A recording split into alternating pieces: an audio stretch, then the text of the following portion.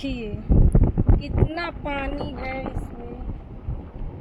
देखिए वो रेता कट के लगा है सब। बनाओ जाला हमारे नीचे हरा रहा है। चल नदी कितना अच्छा लग रहा है। देखिए पानी है दोस्तों उधर।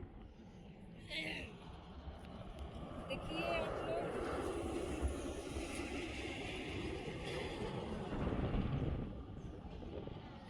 बहुत ज्यादा पानी है इसी। ये गोरखपुर के सबसे बड़ा नदी है दोस्तों, सबसे बड़ा नदी है। लोग आए हैं मेडिकल दवाई के लिए। हम लोग जा रहे हैं अब घर।